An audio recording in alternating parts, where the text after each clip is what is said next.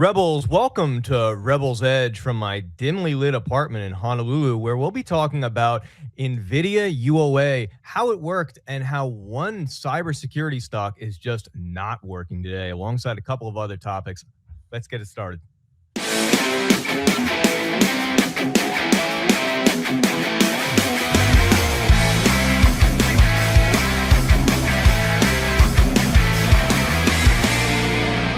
The greatest college football rivalry of all time. With Sacramento State officially joining the MAC conference, they'll have to play Ball State every year, bringing us the new annual Ball Sack Bowl. This might be the greatest college football rivalry. Did he say Ball Sack? I'm just asking. Yeah. Sac State, man, that place is beautiful. I got to tell you. Do you know? I'll throw this out to you. Who is the general manager? You know, college football has changed over the years, and they have general managers. For at least the last 3 or more, maybe it's even longer than that. Maybe it's 4 or 5 years. They've had general managers, and more. Matter of fact, it's almost everybody now at the Division I level for sure, and some of the lower levels. They got a general manager. So if you get this trivia question right, I'll give you a light to light you up a little bit better. Justin, it's always good to see you.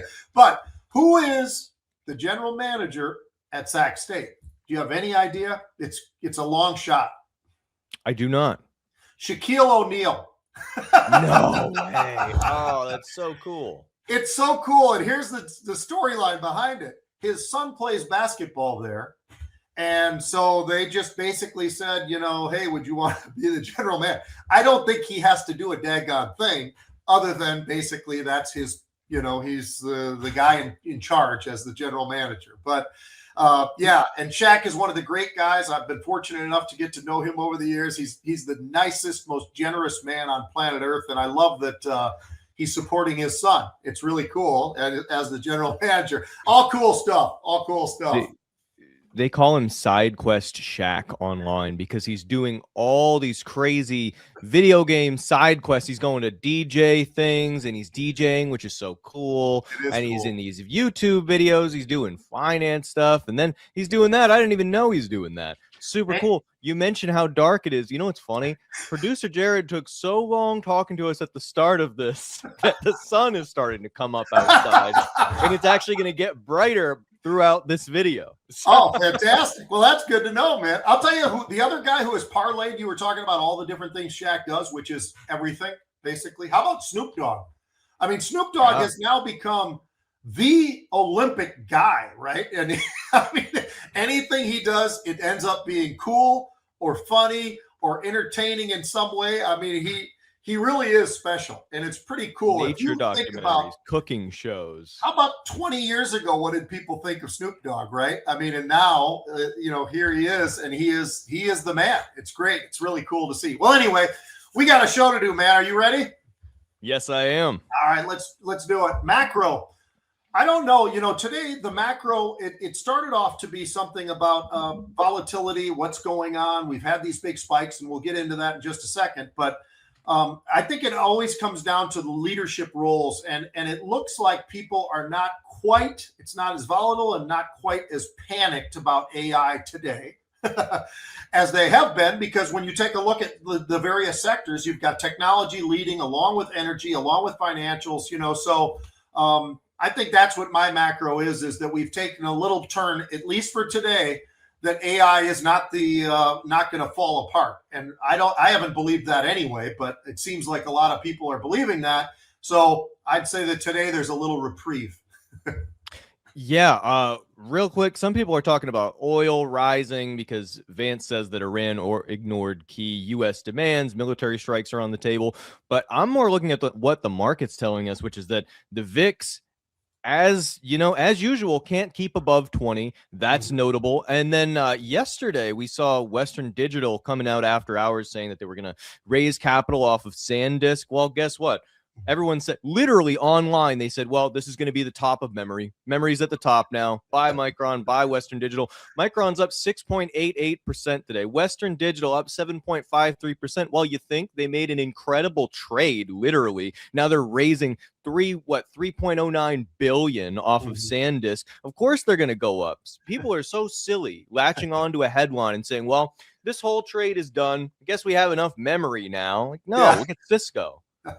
Yeah, that's my macro minute. I like it, man. I love it. All right, so we've got the poly markets thing coming up, but before we get there, how about the volatility index itself? I mean, as you mentioned, we have gone in the last week from 17 to 23.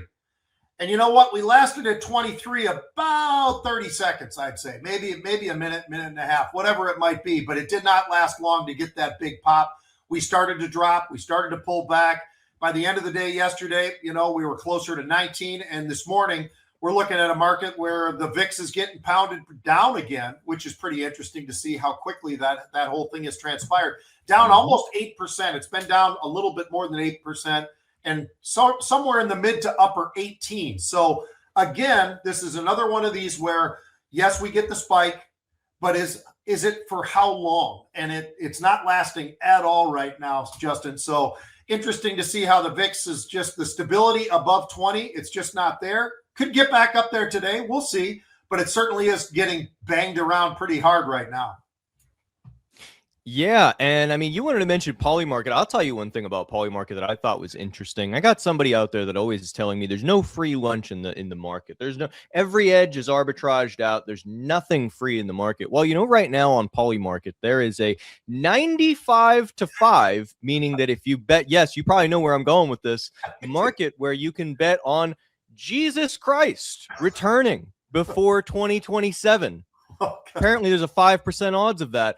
Or, I'm as religious as the next guy, or that's $5 free to anyone out there who says, no, any edge in the market would be arbitraged out. Really? Any of them? I guess you believe there's a 5% chance of the second coming of Christ before GTA 6.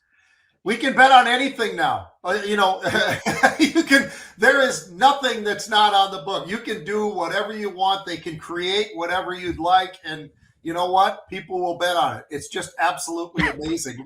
Who's going to win this trophy or who's going to do that? I mean, it's really gotten crazy. But it is what it is, man. It's the world that we live in today, and there's a lot of folks out there that are gamblers.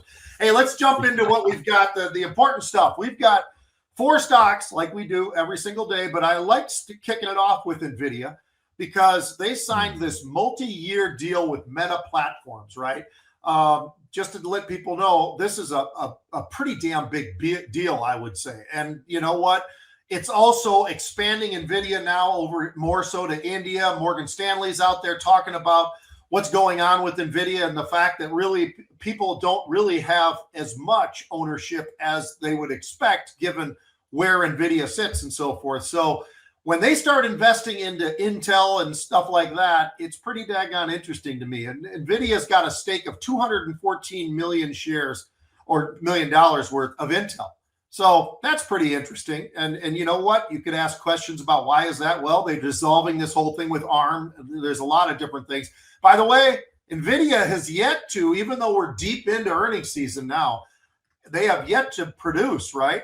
They do that next week. Earnings are next week for Nvidia. So that's going to be something special. It's only up 2.5% or something like that. It's not that big of a deal as far as like the news story of the day, it seems. That's but nonetheless, it's up there close to about $190 a share. So we'll keep a close eye on Nvidia. What do you think about this one?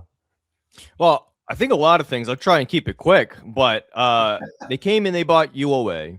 They bought it way in the money, which is cool. They bought the 150s. Stock was trading at 183. So that's kind of cool. They're saying, hey, probably going to be a move sometime between now and March. It's not going to be huge. We don't want to fight with the IV, with the volatility. That's really cool. You're right. They bought Intel. I thought that was interesting. They also bought SNPS. I think that's Synopsys. I think that's a robotics name, but don't quote me on that. You probably know more about that than I would. And they also bought Nokia, $1.8 billion added by Nvidia, which I thought was interesting. And spoiler alert, we saw some UOA in that too. I was just telling Pete before I even saw that they had bought Nokia. I love trading Nokia when we get the UOA because they're always buying these 5-cent options for next week. And sometimes they work, sometimes they don't. It's always fun to trade it. But yeah, so that's what I think. Nvidia coming out with their earnings on the 25th. I'm so ready for another one of those stupid headlines that says, oh, Nvidia saved the market again. Nvidia saved the market. We were about to go into catastrophe being down 3%, but thank God Nvidia saved the market. But they probably will. It's probably exactly what's going to happen. I don't think that they need to save the market. I don't think they will be saving the market. I think the earnings themselves just get better and better. I'll give you the next stock we're going to talk about. The earnings part of it is spectacular. And I'm talking about Palo Alto Networks, cybersecurity, right? You'd say, well, Pete, the stock's down today. Yeah, the stock is down today, but it's not because of their earnings. Their earnings, they absolutely crushed it. I mean, top, bottom, whatever, however you want to look at it, they beat it. And that's been something of a trend that we've been watching happen since we started and kicked it all off at the financials and so forth. But the problem here is the guidance, and the guidance disappointed. And that was the problem for Palo Alto. That's why the stock looks the way it does today. You can see that big drop to the downside. It's down like 5%. But the stock is down 16% year to date, which is kind of interesting. I mean, you take a look at far left to the next right, this thing's under a little bit of pressure, and sure looks like by that chart that maybe this is a pretty important level for them to maybe hold on to. So they're near 52-week highs. Analysts are reacting. They're lowering their price targets. The guidance was bad enough that they're concerned for the future. But as far as the earnings themselves this quarter, they beat it. They beat the top and the bottom.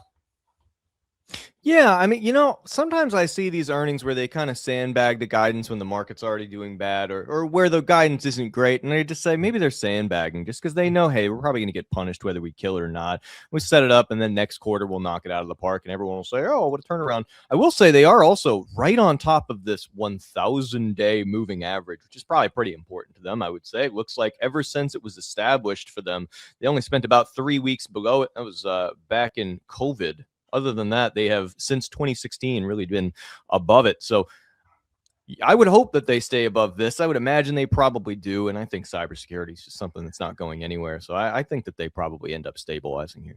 Perfect transition, because you just mentioned COVID. And what am I talking about? Moderna. I mean, you take a look at what's going on with Moderna and the vaccines that they've got and everything, right?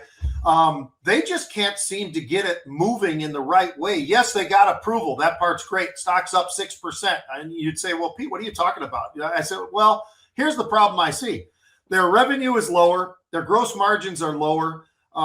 This is now the highest levels that they've seen since November of 2024. But it's interesting. I want to see this stock actually get somewhere close to where it once was, because I'm going back to when this thing was absolutely ripping to the upside, and it hasn't for a while. That being said, it's up 51% year to date. That's a nice move. That's a hell of a move. You can see it by the chart there. That is a great move, and we'd love to see it. But look at where it was. Let's see. Was it 100, 150, 200? Was it 250? I feel like 500. Wow. Seems like that was a pretty nice run during the pandemic that these guys had, with all of the different things that were going on in the health industry and everything. And they're not even close to that. And this is one of these companies where when you look at the balance sheet, you actually get pretty daggone impressed. And it's something that, you think that they've got a shot again, but it's going to take some time. Apparently it's already taken some time if you go all the way back to where we just were.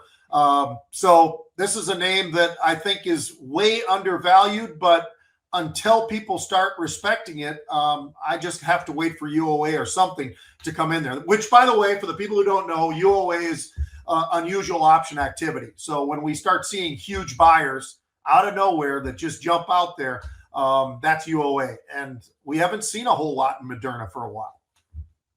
Yeah, I mean, you're exactly right. I agree. A lot of people forget that Moderna is not just a COVID vaccine. Right. These guys do immuno-oncology. They do cancer vaccines. They do rare diseases. They do autoimmune disorders. They're working on a personalized cancer vaccine, which shows promise for tumor regression. They're doing all these other things. These are things that on its own, if they didn't have the COVID label, probably would help them a lot. It's almost like having the COVID vaccine has really been sort of a detriment to the stock. I agree completely. I think eventually people are going to realize the value in the name, but you're exactly right. Sometimes a stock can just stay overvalued for a really long time, or undervalued rather, for a really long time, and there's just no trigger. There's just you just got to wait for something. That's why UOA is so great. Hey guys, we actually had UOA and Moderna just recently here. I'm going to bring it up. Love it. What did it look like? Oh, there it is. We're going out to March, so they're buying a little bit of time, buying the 47s. Stock at the time was 44.60. Here it is, up $1.50 or so. So pretty nice. This could already have moved a little bit, and my guess would be somebody thinks that there's still a little bit of runway, maybe a little bit of a run. Maybe they ain't going back to 500 in the next month or so, but it's going to go somewhere, I think, into the future. What do you like seeing this UOA? Yeah, I love it. And great call out from Jared. I'm actually, whenever I see this UOA and I see that it's older, I go and I pull it up and I see, hey, in this case, actually, and this is true, all that open interest is still there. So you're right. They're still hanging out. And you know what's funny? This is actually because they bought this before the earnings. We're now after earnings. Yeah, the stock has moved up a little bit, but the UOA is roughly around the same price that they picked it up. It's actually even just a hair cheaper, but not by too much. So it's really still kind of the same bet, actually. Yep. If you think that they're going to come out and still continue to do well. I mean, this is now pretty much at the money here. Yeah, I like it. All right, how about one from the past, Garmin? Now, it's really not in the past, but it kind of feels like it's in the past, right? It's like Nokia and some of these other names. You brought up Nokia earlier, but they're up pretty strong today, up like 10%, high demand for some of their wearables. They've got watches, they've got this, they've got that. They've got an increase on the full year for their guidance that's pretty decent, about 9%. I like to see that. I'll tell you what, across the board, they did a nice job. And they deserve to have the move that they're getting, this 10% move. Their Q4 looked great, 17% going higher in terms of the dividend. They're adding to that. They're also doing this share repurchase, which is a big deal. We haven't talked about that nearly as much this earnings season as we normally have in the past, where we get pretty excited about all of that repurchase of shares. I like when I see this. That tells me a lot about what the company is trying to do. These guys are talking about $500 million worth that they're going to buy back. So I like what we're seeing. Can it hold? I don't know if it holds where it is right now, because this is a pretty dramatic run to the upside. But I sure think that people are very comfortable owning Garmin right now.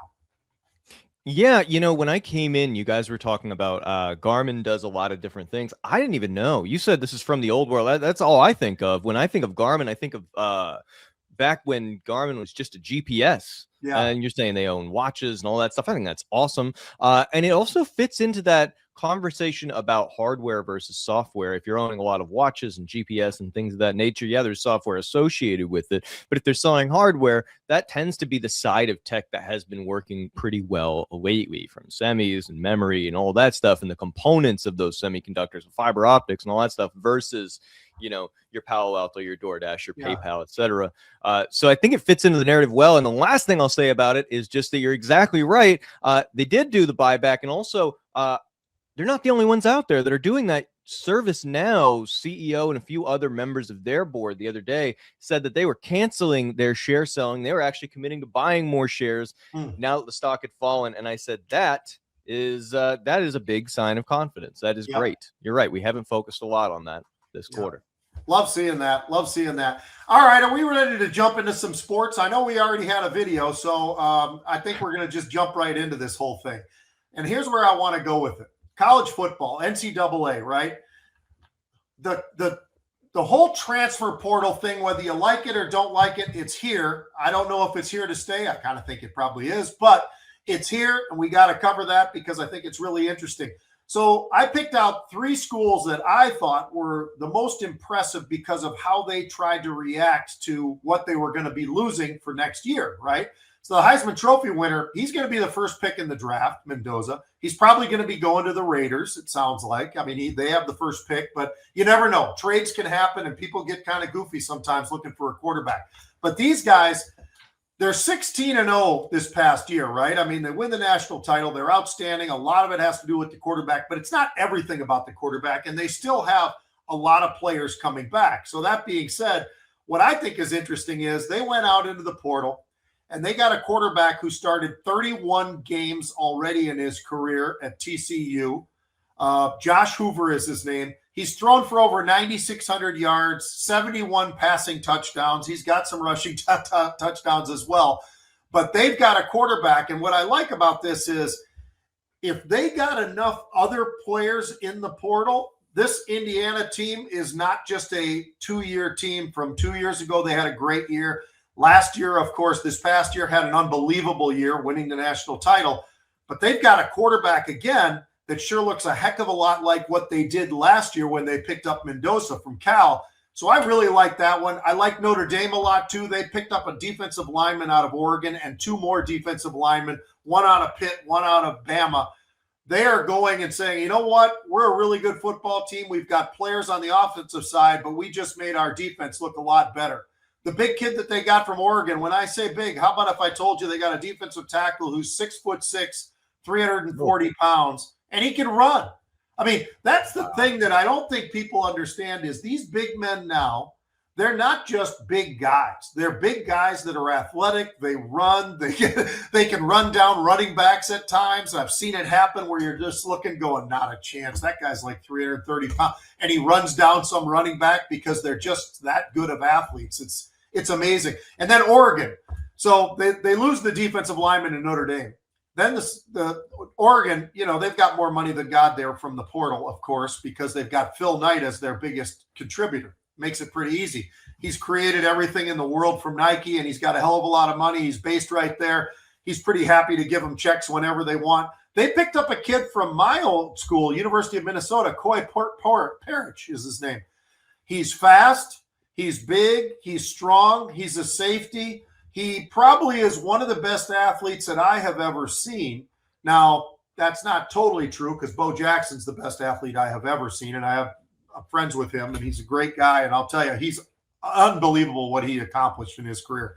But this kid's got over 1,100 yards in kickoff and punt returns in 2 years at the University of Minnesota. He's got a bunch of interceptions, makes a lot of tackles. He also plays wide receiver on offense as well. So he's going to be a player that Minnesota's going to miss, but Oregon's going to love having him there. So they were 13-2 last year. This kid is the kind of kid who can actually help you make even maybe they go 14-1. I don't know, but he is a special kid. So I got those 3 schools. They did really, really well. Which school do you like? Is there anybody that you're kind of curious about or anything like that?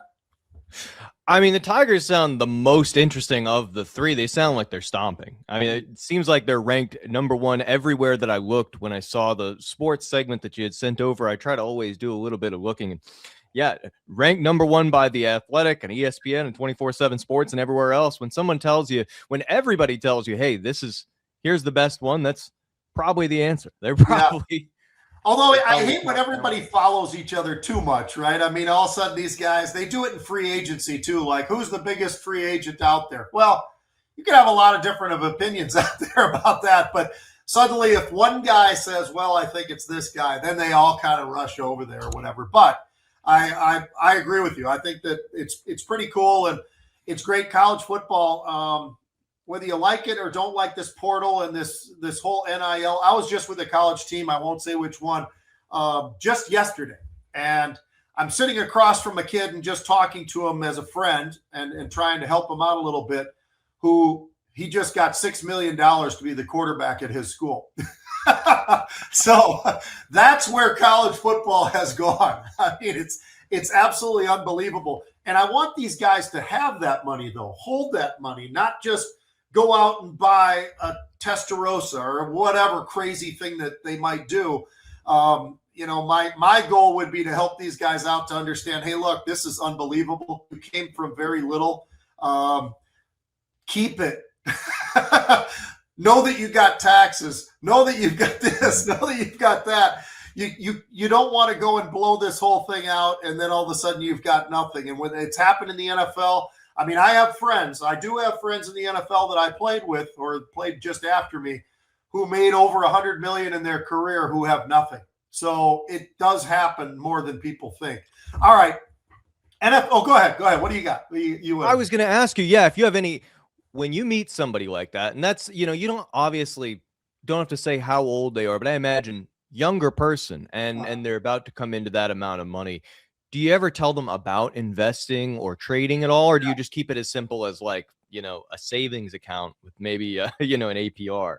Early on, the savings account idea is what I like, just because it forces some sort of discipline, right? I mean, and someday, maybe not that far out in the distance, but the idea of investing in the market, obviously we do it. I love it. I think it's really smart, but you better research and know it. I mean, you don't want some poor guy just throwing it at something just because he had heard it on the street, right? I mean, that doesn't usually work out as well as you'd like it to work out. But yes, I think and the older they get, I think the more that they can maybe start dipping their toe in there. But I think early on, it's just get it in the bank. Keep on for a while, All right. Free agency is going to start on March 9th. It really starts on the 11th, but they kind of kick it off on the 9th. They start negotiating this, that, and the other, but they don't sign until the 11th to make it official or whatever. But you've got 5 quarterbacks that I've got, and I've got resting places for where they're going to end up. So I wanted to run it by you because I think it would be kind of fun to see. I've got one that I cannot figure out where he goes. So Aaron Rodgers, I think he stays with the Pittsburgh Steelers. And the reason I say that is even though he had some clashes with his old coach at Green Bay, I think him being hired at Pittsburgh was partially because those two have kind of given themselves the opportunity to be more mature, more friendly, and whatever. And one's a great coach, one's a great player. I think Aaron Rodgers stays at Pittsburgh. Could he leave still? Sure. But I think it would be best for him probably to stay. They've got a lot of things going in their way. Daniel Jones is going to stay with the Colts. He's a heck of a quarterback. Malik Willis is this guy from Green Bay that suddenly has become the name that's out there. There aren't very many quarterbacks really out there this year to grab. Kirk Cousins, could he return to the Minnesota Vikings? I mean, it's really a strong possibility that they get a veteran quarterback like him to come back now to Minnesota after not a great experience down in Atlanta. But Russell Wilson, you're probably familiar with Russell Wilson. He's been around a long time. He's bounced all over the place. He was at Seattle. He was in Denver. He was here. He was there. I don't know where he ends up. I really don't. Now he's getting older. So he's in his 30s, they're upper 30s. So he's one of those guys where if he's going to keep playing, I can't figure out where is the good spot for him right now, because he's always been, one of the issues is he's a little bit smaller. He's shorter. And, generally in the NFL, they like their quarterbacks, 6'1" or taller. They'd even prefer probably 6'2" to 6'4". He's a far-fetched from that. He's not close, but he's actually been at times a really good quarterback. I just can't figure out where he goes. I have no idea. I don't know if you've got any thoughts on that, or I wish they had a team in Hawaii. Maybe he'd do well for the Hawaii team, but they don't have one. A lot of people are seeming to say that the top spot predicted is the Cleveland Browns for Russell Wilson. They say that maybe he could bring a veteran presence to Ohio, which is his home state. We'll see. They're saying it from the perspective of like a solid year left fit. Like maybe he has a solid year. Maybe he has more time than that. But that seems to be where at least the internet thinks he's going to end up. Yeah, and it makes a little bit of sense for all the ties that you just talked about. I mean, he's going to go somewhere. If he wants to play, he will get signed. It's just a matter of the fit. Is it Miami? Is it this school? City? Or is it that city? Cleveland would make some sense because they bring in just about every quarterback in the world. There was a point last year where I think they might have had 5 or 6 quarterbacks on the roster, which in a normal NFL roster is 3. So the fact that they had as many as they had was very interesting, and they had a heck of a lot of them. But that would actually make some sense. So I like that, man. I didn't know where we were going to go on that, if you had any ideas on that one or not, but I like that. I think that makes some sense. Well, it's always fun to be with you, Justin. I appreciate you, man, carving out the time, because I know you're busy as a beaver. You're always doing something, man. And your hours over at Hawaii are always a different deal. So we appreciate you coming on. And you're right. The sun is up. You got a little bit more color coming at you right now, man. Thanks again for coming today. Appreciate you. Of course.